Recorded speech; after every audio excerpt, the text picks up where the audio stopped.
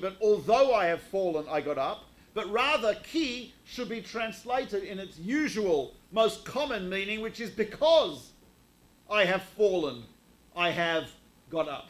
In other words, it was the falling which actually caused me to rise, because through the falling, and as we all know, from failures, a person learns. From failures, a person becomes stronger. From failures, a person, that is only if that person gets up afterwards and doesn't just keep lying there. And we know, Pasuk in Yeshaya, Ha'am ha'holchim b'choshech ra'u or gadol. The people that sat in darkness saw a great light. And the Medrash Rabbah, Parshas Noach, tells us that actually is a reference to the idea of Torah Sheba'al Peh. Torah Sheba'al Peh is something which the understanding of the Torah is only something which you can achieve if you first of all have a misunderstanding. If when you open it up and you read something in the Torah, in Nevi'im, Ksuvim, Gemara, Mishnah, whatever it is you're looking at, if you just open it up and say, oh yeah, it makes sense, and you keep going, you probably have not understood it. Because one of the keys to knowing if you understood a Gemara is if you understand the kashas that Rabbi Akiva Eiger asks on it. You know, Rabbi Akiva Eiger has a little thing on the side, a little weird symbol, and on the side, you look at the side of the Gemara, it's got Rabbi Akiva Eiger, and he'll give you, he doesn't actually say what the problem is usually. He just gives you a mare mokom. He gives you a reference. So if you did not understand the Gemara at all, when you look at Rabbi Akiva Eiger's reference, you'll say, oh, what's the relevance? Misprint, probably, who knows, right? You look at that and you say, you have no idea what he's talking about. If you understood the Gemara well, you'll look at Rabbi Akiva Eiger's reference and say, oh my gosh, that's problematic, that's a kasha. It's either, as Rabbi Akiva Eiger rates his questions, Tzarech Iyun, this requires study, Tzarech Iyun Godol, this requires a lot of study, and occasionally, V'Hashem Ya'ir Einai, may God enlighten my eyes. That means this is slightly difficult, right? That means, you know. But actually, the test of whether you understood it is that you don't, that there's a level of not understanding. The guy who's completely clueless won't understand the question. I have had occasion where I have spoken to, I do this pretty often, I spoke to a completely non-frum crowd, and I used to do this. I would say, we had a Shabbaton or something, I'd say to the organizer, let's have a Q&A, let's have a question-answer session. And very often, there are no questions. They don't know enough to have a question. I mean, you can have people, you've got to know something to ask a good question. And on the contrary, when you do have a good question, that is the key to a good understanding. That's why the longest lasting, the continuous and most central educational event for a lot of Jews throughout the world who are not so connected to Torah is the Seder. And the Seder, which is all about transmission of experience, transmission of information, transmission of Masorah, is based on question, answer. Because actually, something which comes as an answer to a question, something which comes after you stumbled in ignorance, and then you get the answer, ha'ama holchim b'choshech. If you walked in darkness, then the light is or gadol, the light is that much greater. On the contrary, the darkness beforehand emphasizes the brightness of the light that comes afterwards. And as I believe it was Bertrand Russell who once said, nothing is as boring as the answer to a question that was never asked. If I walk into a room and I say the answer is 42. Everyone's looking at me like, some of you have read the book, but everyone's looking at me and saying, what is he talking about? Right? On the other hand, if you've been struggling with a question, and you've been working on it for a while, and then I give you the answer, oh, that's a lot more interesting.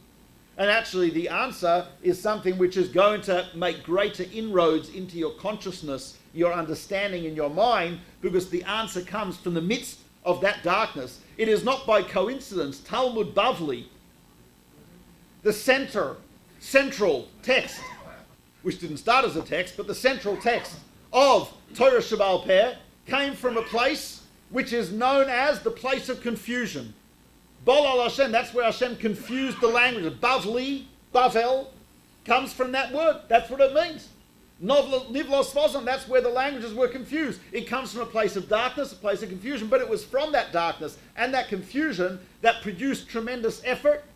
And that effort in trying to understand and rise beyond the confusion and rise beyond the problems that created, or Godol, the great light of Torah.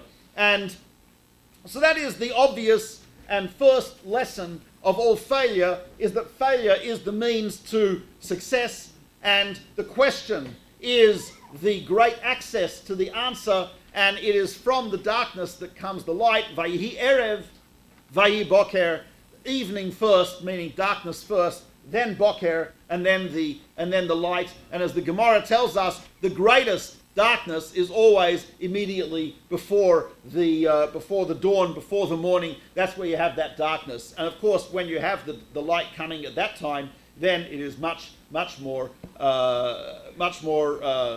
effective. And as the Gemara says in Psachim, right? When we check for chametz, la'or haner, we check at night, right? So, could you? Thanks. Right, as opposed to checking during the day, but you see, when you have a candle, when you have a source of light in the darkness, it's that much more effective. It's shraga batira, a candle during the day doesn't do that much, but the candle at night, the stark contrast, that is it, and that's where failure comes in. Ki nafalti kanti, because I fell, I got up. And Reb Chaim Volozhin, just I got to mention, it's not directly related, but it is somewhat related. Reb Chaim Volozhin, in his Perush Ruach Chaim on Pirkei Avos, the Mishnah says, "Yei beischa beis vad l'chachomim," let your house be a gathering place for chachomim.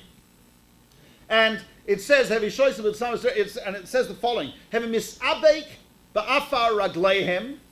Now, if you look at the standard translation, most translations of that's usually translated as having misabek ba'afar ragleim, means cling to the dust of their feet. Misabek from the lashon avak, but it says afar. So avak and afar, it's like unnecessary. So Reb Chaim Volozhin translates it as from the lashon vayavek ish imo. Ad aloi sashacha, Yaakov wrestles with the angel. Vayavek ish imo. So it says, having misabek ba'afar ragleihem, means struggle with their words. Question their words. Yes, do it ba'afar ragleihem, do it with humility at the dust of their feet, but you should not do it. If you have a question, he says, and he goes on to say, Osir l'talmid, l'kabel es divrei rabbi, im yesh lo kushiyos aleihem. It is prohibited for the Talmud to accept the words of his teacher if he's got kashas, if he's got questions on them. He is obligated to ask the questions. He's obligated to struggle with the words. And if we learn, as he says, how do we make our homes into a base vad l'chachomim? I mean, I don't think there's enough chachomim to go around for every home, right? I mean, so how do we do it? He says, you have their sforim, you have their books in the house. So if you're surrounded by their sforim, you're surrounded by the chachomim. And what does it say to do with those sforim? Misabek, struggle with them. In other words, I'm supposed to actually, I'm supposed to have my eyes are supposed to seek out a kasha. Tosfos, the great Balei Tosfos, in France, in Germany, in England, the great Balei Tosfos, the authors of one of the most amazing Perushim on the Gemara, for those who have not learned it, but what did the Balei Tosfos do? What they did was they were scanning their eyes, that amazing intellectual peripheral vision. Instead of looking at the Gemara and saying, okay, it says this, their peripheral vision is saying, whoa, what about the Gemara over there? And what about that one? It's careful. It's a combination of careful reading and dialectics. Careful reading it carefully, and then comparing it, contrasting it, contradicting to other sources. The Maharshal, Rav Shlomo Luria, when he describes what the Balei Tosfos did, he says, Asu es ha-Talmud kekadur. It's an introduction to Bava Kama. They made the Gemara into a sphere. What is a sphere? Because every point connects to every other point, and there's no sharp edges. Right? So that's what they did. But they arrived at the spherical shape of the Gemara, meaning connecting every point to every other point, smoothing out the art. But in order to do that, it had to start off with what? Darkness.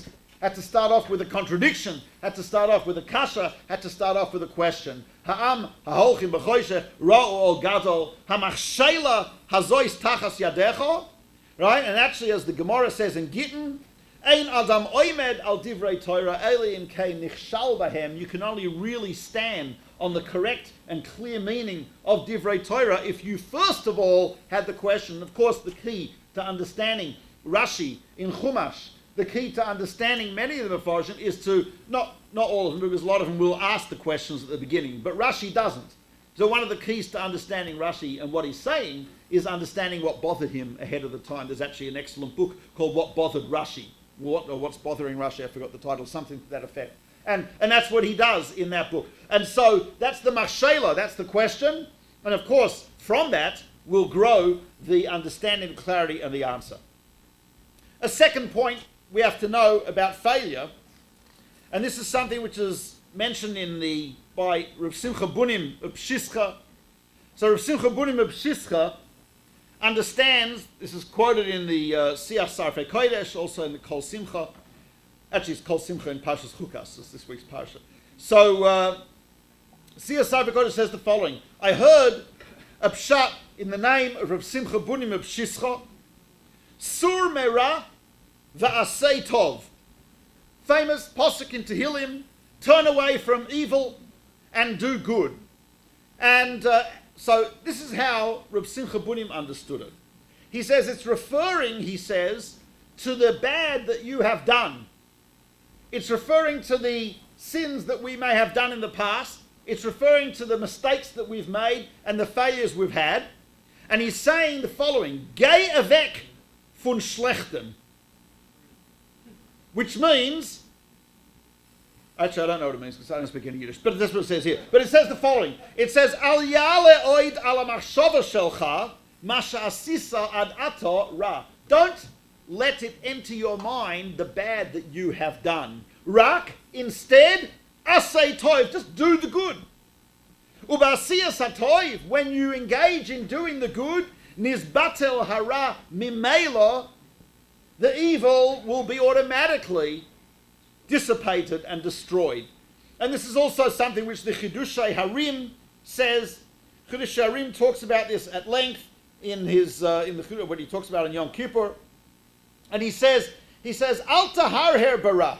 Don't think about evil. He says, what does that mean? Asisa chavilas aveiros. Yes, you may have got bundles of aveiros. Asay mitzvahs kenegdam.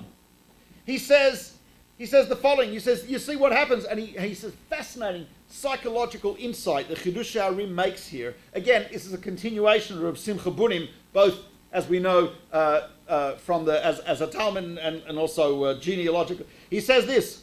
He says, Mokom shamachshava nimseis, sham ha'adam nimsa im kol nafsho. The place where your thoughts are dwelling, that's where you are.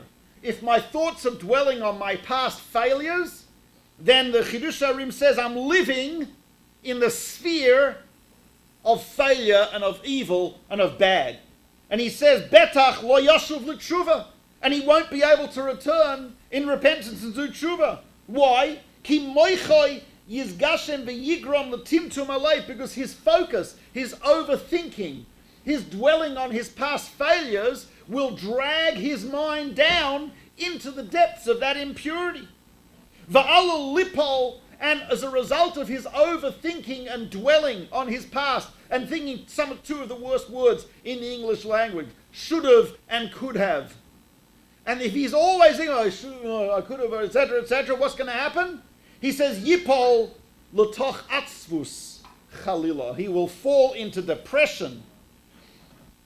He says, Afilu lo yava davar chamor, but even if he didn't transgress something serious, he says, Aval k'sheyachshov, when he keeps thinking about it, he says, Hu yishaer babots. He will stay in the mud.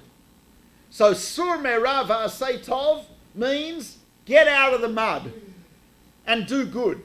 Don't just get out of the mud in action, but get out of the mud by not contemplating and dwelling on the failures. Occasionally, every time you say slach lanu avinu chazan, you can think about your failure. But the rest of the time, no. sur mera, va'asei tov. What was the expression?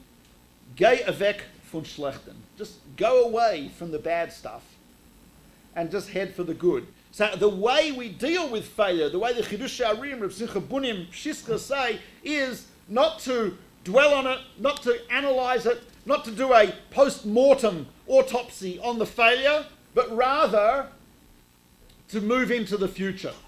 Yeah, so when it gets to slichus, so we'll say al-chait, and so on and so forth. Okay, that's fine. But when you live your life, you have to live your life moving forward. That's how the Chidush Arim and the Kol Simcha understand it.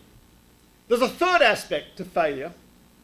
The third aspect of failure is that it's a necessary requirement for the human being and for creation that failure is built in. Meaning, there will be failure. Why is that so? So, as the Ramchal, Mordechai Becher in Derech Hashem, first 5 Prokim, and many others discuss this, but he organizes it and explains it with his usual incredible clarity and logically progressing steps in amazing ways. And by the way, he was not someone who was successful during his life. He had a lot of problems, and but he persevered. And the Ramchal says the following. He says this: HaKadosh Baruch Hu, we know both from Psukim and from Kabbalah. By Kabbalah I'm meaning tradition, and Psukim, Olam Chesed Yiboneh. Hashem created the world in order to give. Hashem being perfectly good, Derech HaTov Lahetiv. It is the way of the perfectly good to give. Being that HaKadosh Baruch Hu is perfectly good, and He is the perfect good, therefore He wants to give the perfect gift, perfect goodness. Now, perfect goodness is only HaKadosh Baruch Hu. So how does He give to the creature, to the Nivra? How does the Boireh give to the Nivra perfect goodness? He can't make it's not shaykh, right? Logically, it's right. You can't make us perfect. The only perfection is Hashem Himself. So what does He do? So He creates people, Nivroim, creatures, and He gives us the greatest possible perfect good available to the creature, which is what? A relationship with HaKadosh Baruch Hu. A closeness to HaKadosh Baruch Hu. And because since HaKadosh Baruch Hu is the perfect good, then and it's not available for us to become Him, but to become close to Him, to have a relationship with Him, that is possible. That is possible. However, and this is a crucial step, the relationship with HaKadosh Baruch Hu requires that we be similar to Hashem. Similar to Hashem.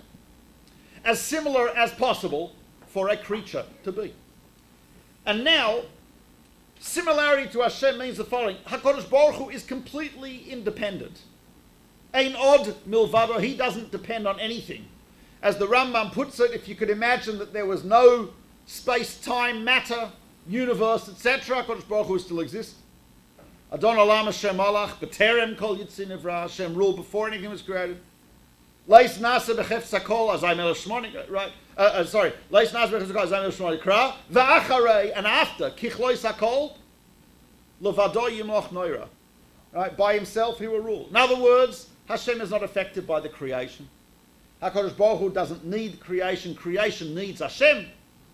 That's why one of the names of Hashem, as the Reb Chaim Volozhiner explains beautifully, that one of the names of Hashem is Hamakom, the place. As the Medrash says, Hu Makoimo Shel Olam Ein HaOlam Makoimo. He is the place of the world is not His place. And Reb Chaim Volozhiner explains what that means is, very simply, by place we mean framework of existence. Ma'areches Mitzius. The framework of existence. So every object, every physical object exists in a framework of reality, which is what we call today time-space. Space-time. Makom. So everything needs a makom, except the HaKadosh Baruch Hu. HaKadosh Baruch Hu, Mekoimoi Shel Olam, He is the framework. He is that which gives existence and possibility and sustenance to the world. The world does not give it to him. He's independent. So he is self-determining, self-contained, independent. That means for us to have a relationship with him requires that we be self-determining, self-contained, independent as possible. Meaning that we have to be able to create ourselves, not to be created. So, of course, can't completely create yourself, yesh ma'ayin. We exist, we're creatures. Hashem created us. He's the boirer with a nivra. But to the extent that it's possible for a nivra to create themselves, HaKadosh Baruch Hu gave us that ability. He placed us in a world of bechira, of free will. He gave us the ability to choose, the opportunity to choose, and an environment in which we can choose. But in order that we should be self-determining. Clearly, I think we all understand, if that environment was an environment that pushed us steadily, inexorably towards Hashem, every time I do a mitzvah, gold brick falls next to me. Every time I do an aveira, a brick falls on my foot. Right? Then obviously, I will become a good person, but I won't really be good. I'll be a robot. I will be a rat in a psychology lab. Sorry, you should not call them rats, it's not politically correct.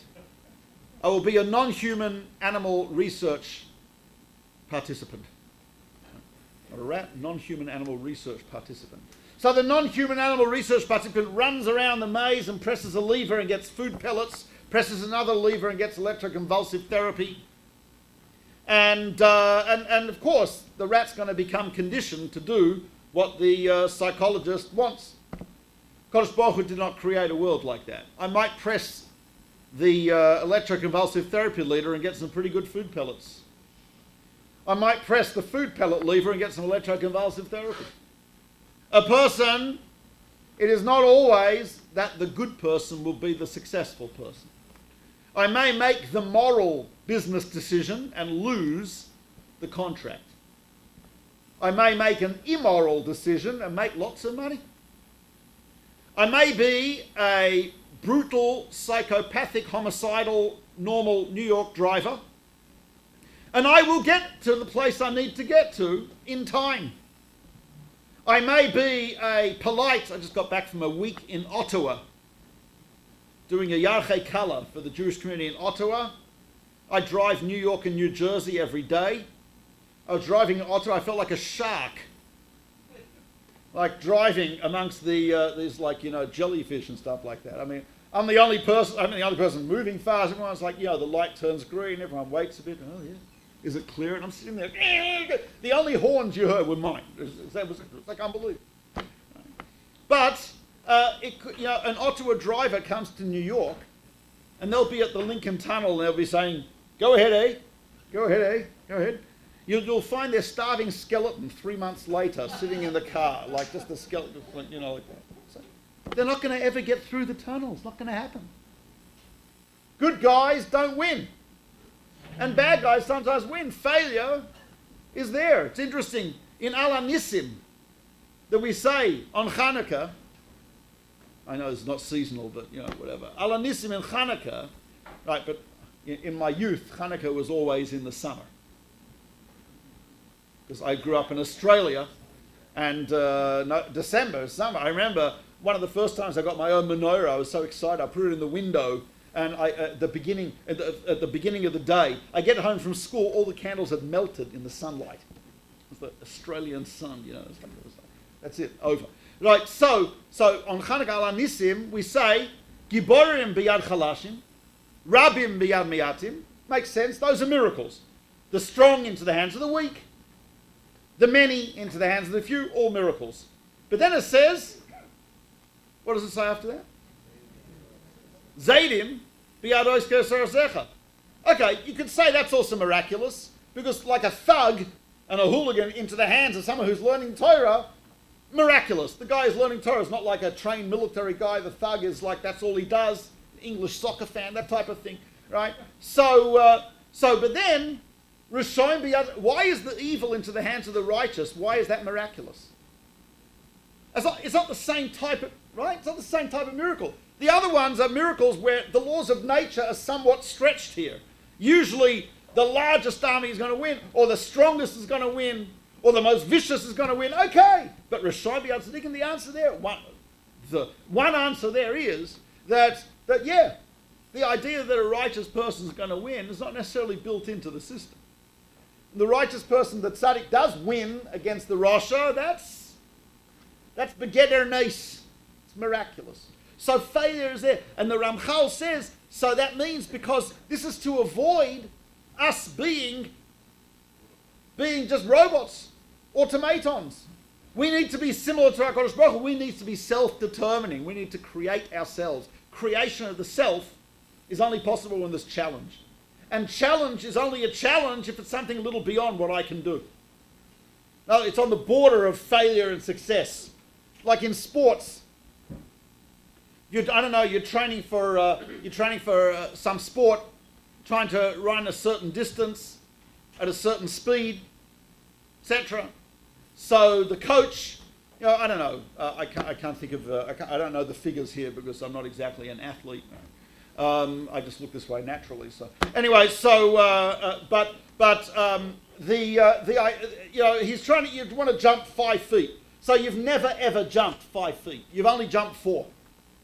The coach is not going to set it up at 5 feet and say jump 5 feet. He's probably going to set it at 4 foot 1 inches, which is a little beyond your capability. You've never done that before. But it's not so beyond that it's impossible, but it is beyond what you've done before.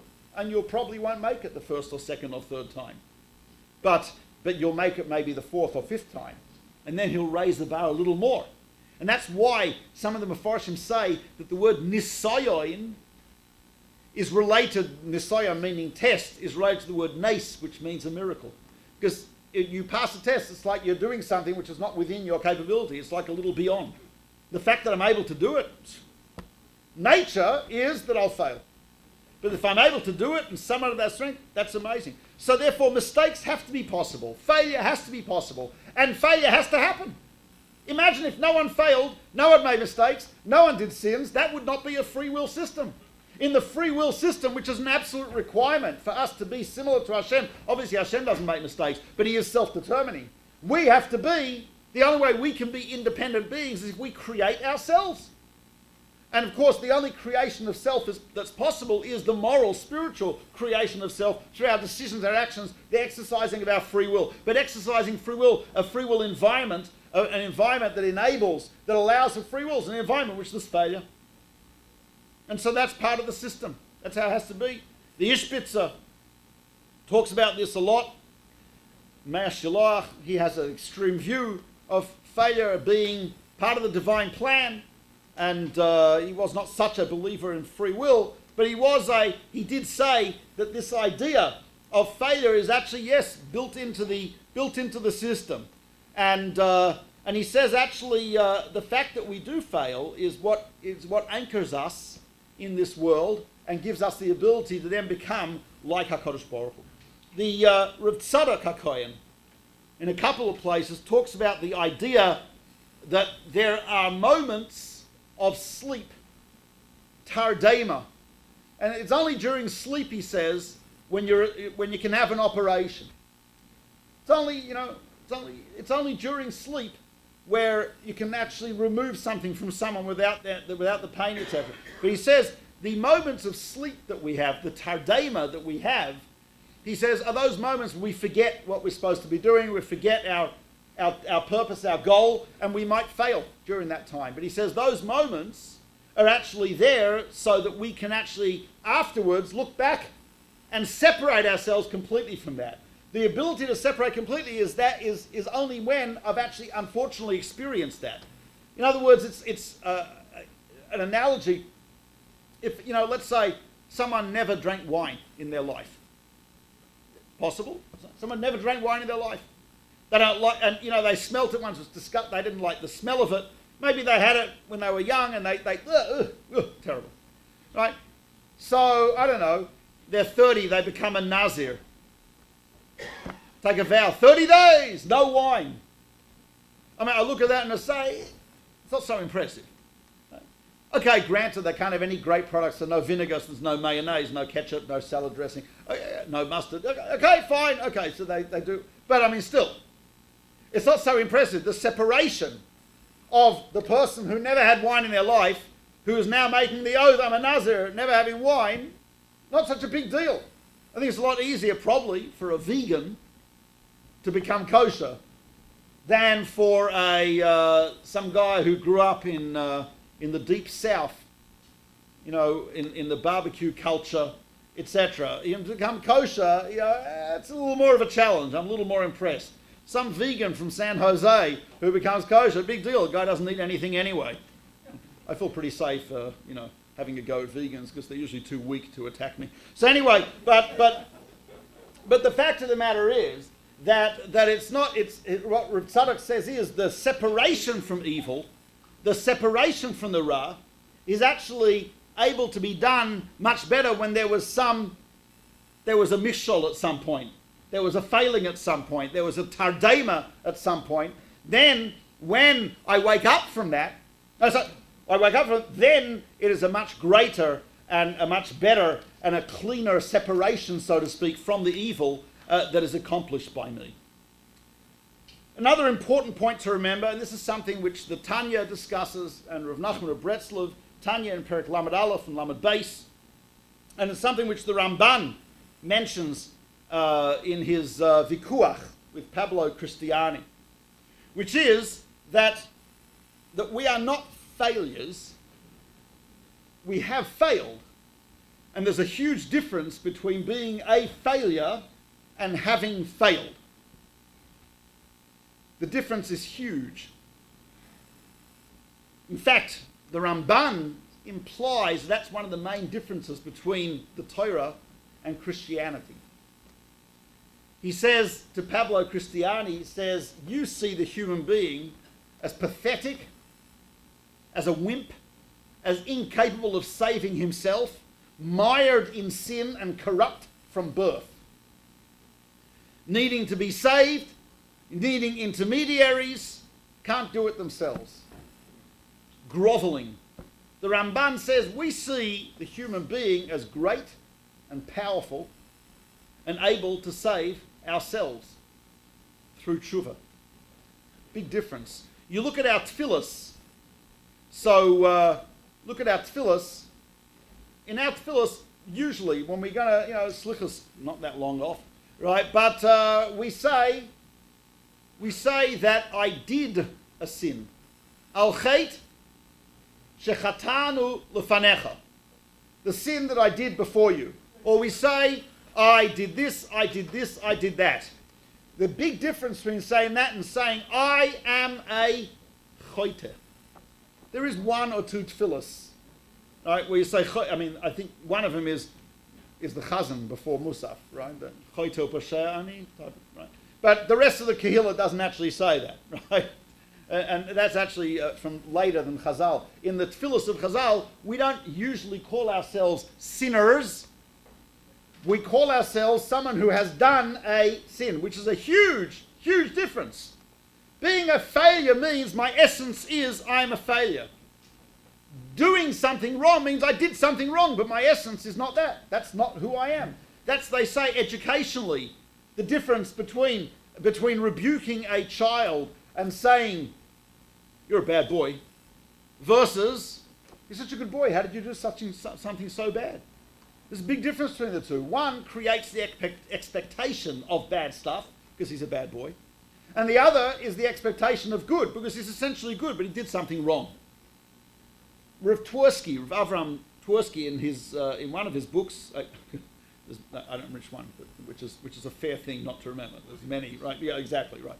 Right. So one of his early books, he writes about when he was a kid in Milwaukee, and he was at the time a chess prodigy, brilliant chess player, and so it was during Rosh Hashanah, I think it was.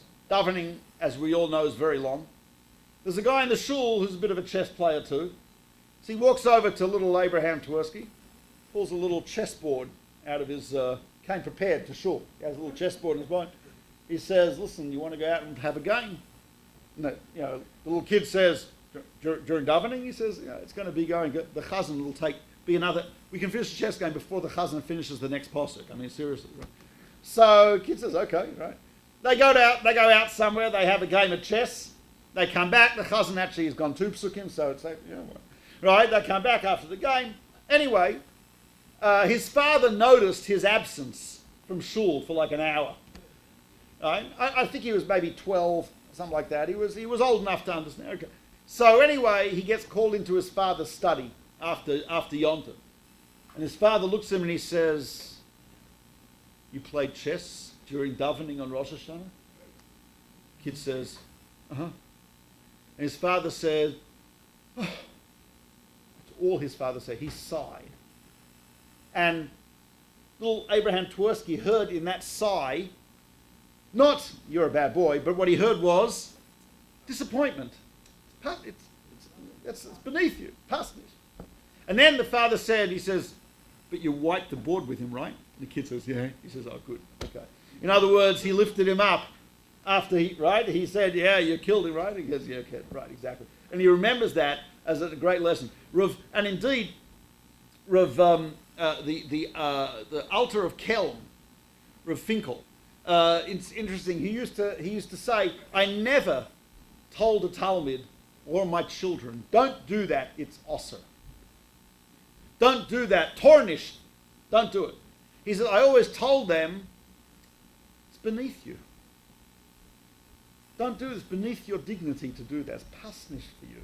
You are better than that. Posuk says, Ashrei Adam Nesui Pesha. Happy is the person who, now usually translated as who covers his sin. The Gemara discusses that you're not supposed to tell about your sins, etc. But Medrash Rabbah says that Ashrei Adam, happy is the person who he is above his sins Averis are not above him. So Rav Finkel explained, what does that mean? It means happy is the person who feels that Averis are beneath his dignity. Right? Not that he is beneath them. And that's the idea. Saying that so we don't say I'm a failure. We can say that I failed. We can say that I have sinned, al chet shechatanu, but we don't say choite. That's a big difference. And the Tanya says, on the contrary, he says the more the person realizes that they've done the wrong thing, he says, but simultaneously they have to understand that deep within them there is a nitzoitz, there is a spark of the neshama which has been completely untainted by Aveira. It has never become Tomei. It has never been sullied by sin. It has never been, it hasn't been affected. And he says, on the contrary, the realization, it's almost like a duality. He's got a contradictory realization. On the one hand, I've done X, Y, and Z, I've done this, etc., etc. He feels terrible. But he says, but there's a part of me that all of that is beneath me. It's not appropriate for me. And to the realization that within him, and when we look at someone else, and this is a Tanya which I've quoted before in Perek Lamed Beis, where he says, even though there's a mitzvah of sinas rashoyim, there's a mitzvah of hatred for the Rosh of the Gemara in Pesachim, but there's a simultaneous mitzvah of ahavas reim, of love. He says, how do you have both? He says you have both by hatred of the evil that the person does, but a love for the nitzoitz hakadosh hamachaya es nafsho, the holy spark that sustains his soul. That in every person I have to love that spark. And Reb Nachman of Bretzlav says, he says, not just true for the other guys, true for yourself as well. When you look in the mirror, you shouldn't look in the mirror and say, you failure. You look in the mirror and say, I've got this amazing spark of holiness. I've got this neshama hakadosha, tahora, unaffected by aver. How can I put it into golus, into exile with all the things that I've done? He says, on the contrary, it's utilizing this in order to achieve greatness. And he says that that's precisely how the person has to deal with failure. Not to look at himself as a failure, but to look at himself as having failed and done something wrong, but that doesn't define me. I am defined still by the potential, the incredible, almost infinite potential that each one of us has to rise absolutely beyond that. And actually, Reb Nachman of Bretzlav says that this, this is going back to the Chidush Arim and Reb Simcha Bunim and Shischa, that says dwelling on all the failures and seeing myself as a failure leads to depression. And Rav Nachman says there is no greater barrier between me and Avodas Hashem. There is no greater barrier between us and Hashem than depression. Atzvus.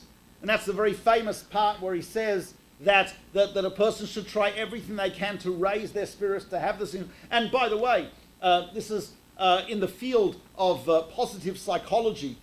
Tal Ben Shachar of Harvard University, his book Happier, phenomenal book, in which there's been tremendous research about this. And one of the features of a happy person, Tal Ben Shachar shows, is someone who does not dwell on their failings, does not dwell on their past, does not dwell on I should have and I could have, but rather Sur Merah abandons that Asay Tov. The Tanya is giving a little bit of a different twist than Rav Simcha Bunim. He's saying that even when the person's in the midst of the Ra, he has to understand that there's Tov absolutely within him. And Rav Nachman, by the way, says that's what it means to be Dan L'Kaf Schus. Dan L'Kaf Schus means to find the area, to look at the other person and find one area where that person is pure. Because there's no one, like, at least, I mean, in normal Jews, there's no one who's completely failed in every single area. There's no area where the person's successful. There's no mitzvah you've done really well. The Rambam says in the Pirush Mishnayos, the end of Marcus, famous Mishnah, right, that Ratzah Kodesh Baruch Hu L'Zakas Yisrael, please don't say Kaddish, I'm going to just quote the Mishnah, right, Ratzah Kodesh L'Zakas Yisrael Fikr Hirvelen Torah Mitzvahs, right, there's actually two guys in the Ben Gurion airport, in the shul in Ben Gurion. So, you know, when you're in the shul there, you're always like, you always feel like you're in a hurry, even though you're not. You've got hours to the flight, but it's duty free, whatever. Anyway, so there's two guys there. You know, after davening, one guy says, Zok Tehillim will say another Kaddish. So his friend says Tehillim, they say Kaddish. And he says, Zok the Mishnah will say another Kaddish. Says another Kaddish. So there's a guy there getting very frustrated with all that. It's like driving. So he shows him, the Mishnah Berurah says, Ein laharbo is bekadeshim. The guy says, Yosel, who amar dvar Torah, tagid Kaddish d'Rabbanan. Said it dvar Torah, say Kaddish d'Rabbanan. Anyway, but on that Mishnah, which says that Hirbelen Torah mitzvah shneim Hashem chofetz mantzigi del Torah v'yadi, that the Rambam explains, and it's just a classic explanation. It doesn't you know, he says this, that Hirbelen Torah mitzvahs, HaKadosh Baruch Hu gave us such an abundance of Torah mitzvahs that it's basically impossible for a normal Jew to go through life without doing one mitzvah perfectly. Not shaykh. There's so many mitzvahs. There's so many opportunities to do a mitzvah. It is just impossible. Here, Belahem Torah means he just gave us an abundance so that he says in the normal course of your life, and not even your whole life, I'm sure in the course of a month or maybe a year, there's not possible that we didn't do one mitzvah. So that one mitzvah, that's the kaf schus. That's where I am pure. And that's the nakuda, that's that point of holiness, etc. And from that will extend everything outside. And Rav Nachman says that's not only how you should look at the other person, you look at yourself that way. Don't look in the mirror and say, it's messed up everything. No. He says it's important to look in the mirror and find in yourself areas where you have succeeded, areas where you have not failed, areas where you are actually pure. And that everyone has that. Everyone has that. Except I'll give you some names afterwards. No, but in general, right? Everyone has that. And that particular aspect of it is I think fits in beautifully also with Simcha Bunim's pshat in Sur Merah V'Asaytov and the Chidush Arim. He says, because the Chidush Arim says it so well. He says, if you're dwelling on the failure, you're dwelling on yourself as a failure, then your mind is in the bots, in the mud. That's the word he uses. You're in the bots. He says, if your mind is in the mud, that's where the rest of your body will go and will be taken. That's the rest of you will be taken. He says, and you'll sink into aspus, etc. So the dealing with failure is to, of course, as we said, hamachshelo zos tachzeh, ki nafalti kamti, sheva yipol tzadik v'kam, all of those 100% true. That's number one. The number one is to see failure as a means to make progress, to see the darkness as a means to get to the light, the kasha as a means to the teretz, and so on and so forth. Secondly, to understand that it's built into the system that there will be failures, because we need to be self-creating. I can only be self-creating in an authentic free will environment. An authentic free will environment requires there be occasional failure and sin, etc., etc. But that is what's going to make me great. That's what's going to make me close to HaKadosh Baruch Hu. And finally, to understand that although I have failed, I'm not a failure. Although I have sinned, I'm not a sinner. Although I've done the wrong thing. And, as the Tanya says, to understand, even though I've done many wrong things, but there's one thing I've probably done which is perfect.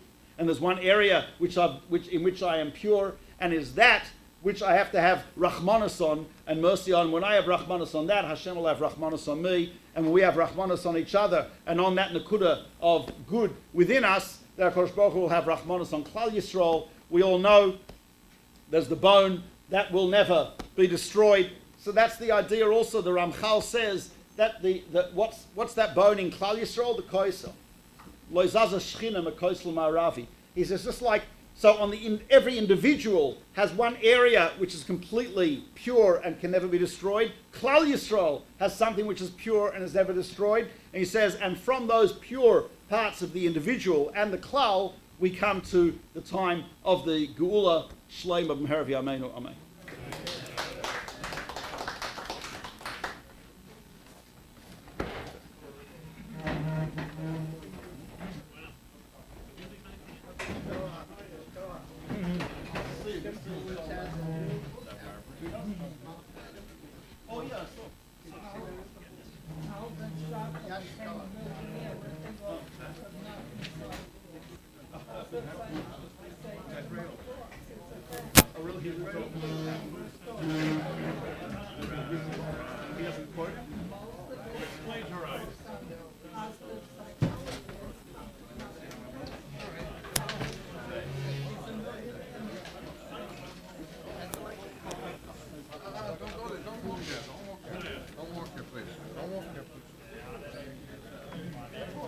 Shem Egan Shirtayr would like to give a big yashakayach to Rabbi Becher for today's inspiring shir. Would like to give a big yashakayach to Rabbi Rucham Winkler for sponsoring tonight's shir of the Nishmas Over. Rabbi Mordechai Becher, Rabbi Rucham Fishel for the Shalom. Rabbi Isai, we rely on the Tzibur to sponsor the shiurim. To help Egan Shirtayr continue Rabbi Tzibur the Rabbim. Call Egan Shirtayr 718-851-8651 or email tapecenter@yeshivanet.com and have the great schus of Rabbi Tzibur the Rabbim by sponsoring a shir. Anani Menakashi Mordechai Becher Lazakis is a show of figure Hebrew Torah Mitzvah Shenema and Nerch Office and Tzidkoi Yagdol Terviyada.